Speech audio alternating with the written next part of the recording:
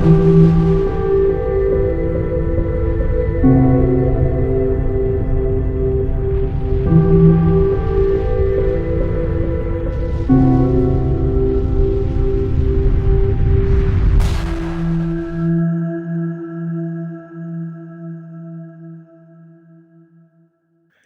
les amis, je vais vous raconter une histoire drôle pour commencer. Quand ma fille est rentrée en sixième en septembre 2018, il y a eu un samedi matin une sympathique réunion d'information destinée aux parents. Parmi ces présentations et ces interventions, quelqu'un est présenté comme expert qui vient parler aux parents des dangers des réseaux sociaux pour faire attention aux problèmes d'harcèlement que cela pouvait constituer pour les enfants, comment surveiller, tout ça. Tout à fait normal. Puis elle s'est mise à parler des différents types de réseaux sociaux, en les passant en revue. En parlant de Facebook, il dit que c'est dépassé, has-been, que plus rien ne s'y passe, que cela ne servirait qu'à lire des recettes de cuisine, montrer des photos de barbecue entre amis. Interloqué, je lui demande s'il est vraiment sérieux, quoi. Il me répond que oui, j'allais lui exploser à la figure ce que je pensais de lui quand je reçus un violent coup de coude dans les côtes de la mère de ma fille qui me connaît par cœur et qui avait senti que la moutarde m'était montée au nez et que j'allais le réduire façon puzzle. Je décidai alors de me taire. 2 mois plus tard, les gilets jaunes étaient dans la rue grâce à Facebook. J'aurais bien payé un petit billet juste pour revoir la tête de ce soi-disant expert. Tout cela pour vous dire qu'il est important que nous restions unis et que l'on continue à travers les réseaux sociaux à ne pas baisser les bras, car même si vous pouvez avoir l'impression de temps en temps que c'est peine perdue, détrompez-vous. Cela prend un peu plus de temps que les informations que nous, lanceurs d'alerte, véhiculons en face de l'énorme machine des médias mainstream, mais au final, cela porte ses fruits. J'entends de partout, là, que finalement, on parle de Didier Raoult et de la chloroquine sur les médias mainstream. J'ai bien peur que si nous, les lanceurs d'alerte, n'avions pas été là, on n'entendrait toujours pas parler de cet infectiologue et de ce remède. La première fois que j'ai parlé de ce traitement de Didier Raoult, c'était en prenant des informations directement sur la chaîne YouTube de l'IHU Méditerranée Infection. Les vidéos de Didier Raoult faisaient 300-500 vues en moyenne. Hein. Aujourd'hui, pour la première fois, l'une de ces vidéos a dépassé le 1 000 000 de vues. Et tout cela grâce au travail de centaines de lanceurs d'alerte. Il ne faut jamais oublier que la puissance de la diffusion en réseau peut atteindre, même si bien plus longue à se transmettre dans le temps, beaucoup de monde. Ce n'est pas parce que vous voyez que je ne fais que 20 000 vues sur un sujet que cela s'arrête là, car un autre va les reprendre, qui fera aussi 20 000 vues, et ainsi de suite. La preuve de cette puissance, c'est que je vous ai présenté il y a 2 ou 3 jours, je ne sais plus, une vidéo du docteur Pascal Trotta, et qu'elle m'est déjà revenue à moi, qu'il est lancé une vingtaine de fois par email. Donc c'est assez sympa. J'en profite pour vous dire que je suis à la rue pour vous répondre à vos commentaires, à vos emails. Je suis vraiment désolé, mais le nombre a explosé, quoi. Et je suis d'autant plus désolé que vous savez que ce n'est pas mon habitude. J'ai repris le temps de répondre à tout, mais là je dois avouer que je n'y arrive plus. Donc je continue à répondre, mais cela m'embête justement parce que justement je trouve énormément d'informations dans ce que vous m'envoyez. Alors j'aurais un service à vous demander. Quand vous pensez avoir une information essentielle, soit pour prouver et appuyer les informations que je donne, écrivez-moi par email, que je laisse sous la description de la vidéo. Vous avez la vidéo en face de vous, vous avez le titre, juste en dessous du titre, c'est là. Même s'il faut descendre, il faut cliquer un peu en dessous. Mais de grâce, si vous voulez m'envoyer une vidéo, résumez-la moi en quelques mots, car je ne peux pas les regarder. Je voudrais aussi que l'on se focalise sur des combats. Et là, j'en appelle aussi aux autres lanceurs d'alerte. On ne peut mener toutes les batailles en même temps. Il faut savoir choisir ses combats. Depuis le début, j'ai choisi par exemple, au rayon des remèdes, de focaliser mes forces sur celui de Didier Raoult. On est en train de réussir, même si Olivier Véran, le ministre de la Santé, vient d'annoncer 15 semaines de tests. J'ai envie de lui répondre encore. On est le 22 mars. 22 mars. J'en parle depuis presque 2 mois, et toi tu testes maintenant. Pourquoi je vous dis cela? Parce que souvent vous venez me donner des liens en me disant oui mais regarde Sylvano, il y a aussi cela, il y a ça, il y a ce remède qui marche. Et dans le lot, dans tout ce lot, je retrouve souvent la vitamine C en intraveineuse qui revient. Ce n'est pas à moi qu'il faut venir vanter les mérites de la vitamine C. Vous trouverez sur cette même chaîne une très vieille émission sur Linus Pauling et les vertus de la vitamine C. Sauf que c'est un combat perdu d'avance. On va perdre, on va se disperser pour rien. Là, pour le coup, c'est se battre contre des moulins à vent. N'oubliez jamais qu'avant cette crise, le docteur Raoult était considéré par ses pairs nationaux et internationaux comme une sommité mondiale en termes d'infectiologie. Que cette même sommité propose un traitement avec médicaments en vente libre depuis près de 60 ans, pris par des centaines de millions de personnes et dont tous les effets secondaires sont parfaitement connus. Et malgré cela, la puissance du lobby sombre de la pharmacie arrive à ne pas le valider. Malgré cela, des médecins à travers le pays ne connaissent toujours pas ce remède. Vous comprenez l'effrayante puissance en face? Sans notre aide, ce remède serait remisé au tiroir. Alors imaginez aller défendre la vitamine C en intraveineuse qui est strictement interdite en France. Je ne dis pas que c'est pas bien. La vitamine C en intraveineuse, c'est très bien. C'est fait de l'autre côté du Rhin, en Allemagne. Mais c'est peine perdue d'avance dans la lutte qui nous intéresse là. On fera cette lutte après, si vous le voulez. Je vais vous montrer un truc de dingue. C'est l'autorité pour les garanties de la communication, c'est italien bien sûr. Et donc cette autorité a envoyé une lettre de réclamation, de plainte à la chaîne qui s'appelle La 7 pour avoir reçu à 2 reprises Monsieur Panzironi venir parler des produits vitaminiques. Vous vous rendez compte? On en est là en Italie là? Hein? On en est compte? Donc alors la vitamine C en intraveineuse, je le répète, c'est bien, c'est très bien, mais c'est peine perdue là. Néanmoins, j'ai entendu que concernant la vitamine C, il y avait rupture de stock. Et c'est vrai, j'ai contacté plusieurs de mes contacts, cela se vend comme des petits pains depuis un mois environ. Vous imaginez bien que si le papier toilette est en rupture de stock, alors que vous avez toujours eu l'habitude d'en avoir des palettes dans votre supérette ou hyperette, qu'est-ce que cela doit être pour la vitamine C dont les petits laboratoires n'ont jamais produit en quantité industrielle? Mais je vous mets dans les liens des sites où en commander la vitamine C liposomale très efficace et de la vitamine C naturelle. Moi, là où je la commande, effectivement, c'était en rupture de stock. Là, c'est revenu. Et comme il voit qu'il y avait beaucoup de commandes, il limite à 2 pots, ce qui est largement suffisant par commande maintenant. Il est vrai que, de toute façon, ça fait jamais de mal. Linus Pauling le disait, il faudrait faire une cure de vitamine C à hauteur de 18-20 grammes par jour pendant 3 semaines, tous les ans. Et ça fait des dizaines et des dizaines d'années. 1962 qui préconisait ça.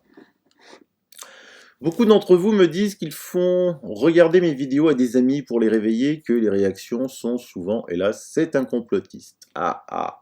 Faites un pari avec ces personnes, pariez de 500 €, vous êtes sûr de la gagner.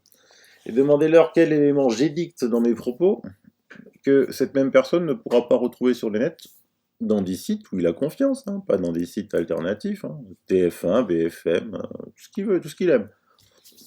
Strictement aucun. Je mets juste des blocs qui s'enchaînent. J'invente rien, je raconte pas des histoires. Hier, dans mon émission, je vous relatais que des avions partaient de Mulhouse pour transporter des malades. Alors, il y en a eu plusieurs en fait. Cela a commencé mercredi matin, vers Toulon et Marseille, comme c'est écrit ici, toujours pas dans des médias complotistes, vers Bordeaux, alors que des lits étaient vides dans le privé. Lisons ensemble, c'est le journal économique Les Échos. Je pense pas qu'il soit complotiste. Alors vous voyez, c'est récent, hein, ça date du 19 mars. Donc il écrit: certains sont dans la tempête, d'autres l'attendent, alors que les établissements hospitaliers publics alsaciens sont débordés par l'afflux de malades du coronavirus, avec pour certains une détresse respiratoire qui nécessite un lit de réanimation pour 2, voire 3 semaines. Le secteur privé tourne au ralenti, faute de patients du Covid-19. Nous avons 10 lits armés avec des respirateurs, des anesthésistes, réanimateurs, des infirmières de réanimation. Ils sont prêts depuis vendredi, mais ils sont vides car on ne nous a pas envoyé de malades. Ce que je ne m'explique pas, témoigne Christophe Matra, directeur général de la Fondation Saint-Vincent à Strasbourg.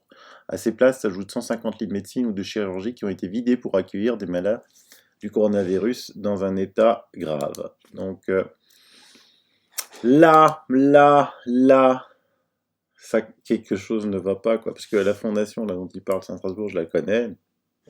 C'est très bien. Il y en a d'autres, hein. Il y a une des plus grandes cliniques privées, la clinique de l'Orangerie, qui est aussi un client. Et donc, vous êtes en plus nombreux à me l'avoir confirmé énormément. Je vous mets juste un commentaire en photo. J'ai barré le nom, parce que je sais pas, même si ça a été mis en commentaire public, quand même. Je confirme, je suis infirmière de bloc dans le privé à Paris. Avant le Covid-19, on travaillait non-stop, 12 heures, 30 minutes pour déjeuner, on retournait en salle, rythme d'enfer. On a travaillé durant les grèves et les manifestations des Gilets jaunes. Jamais nous n'avons manqué une journée, même avec 2 ou 3 heures pour rentrer chez nous. Et là, nous sommes au chômage technique. À 2 pas de nos collègues qui galèrent, personne ne comprend. Nous voulons aider l'hôpital à se désengorger l'activité. On attend d'être appelé. Les vacataires sont décommandés. C'est incompréhensible qu'en cette période d'urgence sanitaire, cette organisation ne se mette pas en place. Là, c'est un vrai scandale. Là, c'est un vrai scandale. Enfin, je ne sais pas comment vont réagir les pauvres médecins du service public qui n'ont pas de masque, qui arrivent à peine à rentrer chez eux pour dormir, des infirmiers et les infirmières qu'on est à bout. Ces avions que l'on envoie à droite et à gauche, alors que les témoignages... Moi j'arrive à faire ça, qu'est-ce qu'ils attendent là? Les journalistes du mainstream, là. Au lieu de faire 24 heures le décompte là, des morts, restez chez vous, confinés, à essayer de trouver un mec qui marche dans la rue pour voir si qu'est-ce qu'il fait pour le culpabiliser de rentrer chez lui. Vous voulez pas un petit peu culpabiliser ce gouvernement là? Les manques de masques, la chloroquine depuis 2 mois, on commence à peine à la tester, et là les hôpitaux et les cliniques privées qui se tournent les pouces et qui font rien. Vous vous réveillez les journalistes là? C'est quoi? Quand vous regardez dans la glace, vous n'avez pas un peu honte de dire que vous êtes journaliste? Quand vous voyez votre carte de presse, vous n'avez pas l'impression que vous l'avez acheté dans Pif et Gadget, Mickey? C'est quoi? Qu'est-ce qui se passe là? Qu'est-ce qui se passe, les journalistes? Donc hier, je cherchais pourquoi on envoyait des gens ailleurs. Et c'est vous qui avez trouvé, c'est vous qui avez trouvé, parce que dans le privé, ils risquent sans doute de les soigner. Avec de la chloroquine, par exemple. Hein, avec de la chloroquine, par exemple. Et que 1, 2, 3, 4, 100 personnes guéries avec la chloroquine, ça leur risque de se savoir, là. C'est un risque. Donc ce serait bien quand même aussi qu'en plus des journalistes, les partis d'opposition, là, qu'est-ce qu'ils font? Réveillez-vous, là, réveillez-vous, les partis d'opposition, là. Maintenant, ils font attention à ce qu'ils disent. Bon, il y a Dupont-Aignan, il y a l'UPR qui parle. L'UPR, Dupont-Aignan, c'est deux petits partis. Mélenchon, là, je l'ai entendu, on dirait qu'il est tout mou comme un agneau, on dirait qu'il vient d'être piqué par la mouche gentille d'amour. Je sais pas ce qui se passe. Je sais pas ce qui se passe. Oh, faut que vous vous réveillez, là. Donc après le scandale des masques, après le scandale de la chloroquine, voilà le scandale des transferts inutiles et des cliniques et des hôpitaux vides où des infirmiers, des médecins, des chirurgiens sont au chômage technique. Il y a aussi, il est vrai, j'ai vu aussi sur sa chaîne YouTube, Gilbert Collat, envoyé contre ce gouvernement. Donc en fait, ça se limite pour l'instant à Gilbert Collat, à François Asselineau, l'UPR, et Dupont-Aignan. Tous les autres sont disparus. Donc, quelqu'un a eu une très très très bonne initiative. Il a lancé une pétition en ligne qui commence à prendre de l'ampleur. justement sur la chloroquine. Lisez-la tranquillement, je la mets aussi dans le descriptif de l'émission. Plus il y aura de signatures, plus la presse mainstream sera obligée d'en parler. De toute façon, il faut tout leur donner, tout ce qu'ils savent faire, c'est apprendre des dépêches de l'AFP ou de Reuters, sinon faire un petit peu boulot d'enquête. Bon, je dis pas tous, hein, parce que Élise Lucet, par exemple, est une journaliste fantastique. Il nous en faudrait 1000 des Ulysse Lucet. 0 d'autres. Et donc, je vous mets dans le descriptif cette pétition, parce qu'en plus, on en parle, plus on protège hein, le docteur Didier Raoult. Je vous rappelle que quand même, il a été menacé de mort. C'est-à-dire que les gens qui portent le virus, vous voyez, là, on parle de 191 patients, hein, les gens qui portent ce virus montrent qu'ils portent le virus pendant, en moyenne, 20 jours, si vous ne les traitez pas. Donc, ça veut dire que si quelqu'un commence à avoir ce virus, il est contagieux pendant 20 jours. D'accord ? Ça, c'est si vous ne le traitez pas. D'accord ? Donc, c'est pas... Donc, vous voyez les gens qui ont inventé la quatorzaine, parce que, je ne sais pas, peut-être c'est l'inversion de la quarantaine, enfin, je ne sais pas quel est le rationnel derrière la quatorzaine, parce qu'avant c'est la quarantaine, les 40, c'est trop jours, on va mettre 14, ça n'a pas de sens. Ceux qu'il faut isoler, c'est les gens qui sont porteurs, et ceux qu'il ne faut pas isoler, c'est les gens qui ne sont pas porteurs. Donc, si vous voulez, c'est de la biologie moderne. Hein. Si vous voulez faire de l'isolement, il faut faire de l'isolement moléculaire. C'est comme ça qu'on fait la différence. Donc ça, c'est un point très très important, ça vient de sortir dans Lancet. Le suivant. Donc nous, bien sûr, vous le savez, on a mis la pression sur les gens qui ont fait la PCR, mais bien entendu, ceux qui font la culture n'ont pas échappé à la pression qui a été mise. Bernard, qui après 3 grognements, s'est mis vraiment à isoler et il a aussi cassé sa baraque, c'est-à-dire qu'il est maintenant à 143 souches isolées, différentes, de patients ici, je ne sais pas, à part en Chine, personne n'en a autant, peut-être en Corée. Et bien entendu, on va séquencer les génomes de tout ça pour essayer de corréler la sévérité, la sensibilité au traitement et l'évolution. D'accord ? Donc, merci là aussi à toute l'équipe d'isolement de virus, extraordinaire. Ça, c'est fait avec notre nouveau joujou de microscopie électronique, sur lequel on commence à être susceptible de détecter les choses dès l'entrée sur les frottis obtenus chez les malades directement. Donc, ça avance aussi. Diapositive suivant. Et puis, bien entendu, ça permet à Bernard, d'une part, d'évaluer les stratégies thérapeutiques, l'hydroxychloroquine, on va avoir d'autres stratégies thérapeutiques. Et là, je vais vous dire, il ne faut pas trop... Alors, j'espère, je vais passer ça en vidéo, et j'espère qu'il y a encore quelqu'un qui... Là, il y a quelqu'un qui me menace tous les 2 jours, la nuit, de tous les mots, parce qu'en me menaçant de tous les mots, si je ne retire pas le fait que j'ai dit que la chloroquine est efficace. Ça, c'est intéressant. Donc, j'ai porté plainte, on va voir qui c'est. Ça ne m'émeut pas tellement. Et puis, on a, quand même, pour la première fois de ma vie, il y a eu sur Facebook, où ça avait été rapporté, il y a marqué fake news, c'était quelqu'un du Monde qui avait décidé que ce que je disais en rapportant ce qu'avait publié les Chinois n'était pas vrai. Et ça même, il y avait eu fake news pendant 36 heures sur le ministère de la Santé, sur ce que moi je dis, quand même. Hein. Donc, ce qui est assez intéressant. Ça m'était pas arrivé, c'est une expérience intéressante d'ailleurs. Du coup, je pense que ça a donné une publicité considérable et ce truc a été vu par 450 000 personnes. Donc, j'espère qu'ils vont encore dire des horreurs parce que ça mobilise les gens et ça leur donne l'envie d'aller regarder ce qui est critiqué d'une telle manière. Rien que dans ce petit extrait, et je vous mets dans les liens la totalité de la vidéo, hein, mais rien que dans ce petit extrait, on apprend 3 choses. 1, que l'on est porteur d'une charge virale pendant 20 jours, qu'on le menace de mort, et que le ministère de la Santé, appuyé par l'horrible journal Le Monde, l'ont traité de fake news. C'est très intéressant, n'est-ce pas? Très intéressant. Le journaliste, là, déjà, celui qui reçoit les dépêches de l'AFP, on lui dit « Oh, attends, lui, là, c'est pas bon. Ah oui, alors c'est fake news. » C'est le seul mot qu'ils ont à la bouche. Fake news. Complotiste. Rien d'autre. Rien d'autre. Ça vient pas de l'AFP, ça vient pas de Reuters, c'est une fake news. Voilà, si votre cœur vous en dit, ou votre bon sens, signez la pétition. Car messieurs et madame les censeurs qui sont à l'œuvre, plus ce genre de chercheurs indépendants sera justement à l'œuvre contre vous, plus l'idée même d'un vaccin s'est réduite à néant tous les jours qui passent. Voilà la virologue italienne Ilaria Capua qui dit dans une émission qui est passée sur des grandes chaînes, vous voyez en bas, c'est le titre de la retransmission YouTube. Si ce virus se comportera comme un rhume, le vaccin ne servira à rien. Donc, non servira un. Et les 3 points de suspension, ils n'ont pas mis vaccin, parce que sinon, ils se font encore taper dessus plus vite, quoi. Voilà, je vous laisse pour aujourd'hui, en faisant quand même un appel à vous.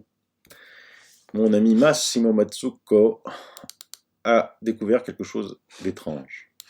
Très étrange. Bridgewater, Paris, 1,5 milliard d'options sur la chute du marché. Alors, c'est peut-être un génie le type, hein, allez savoir. Donc là, je vous lis l'article de presse. Bridgewater Associates a parié plus d'1 milliard de dollars, en fait 1,5 sur la chute des marchés boursiers dans le monde d'ici mars, ont déclaré des personnes connaissant bien le sujet.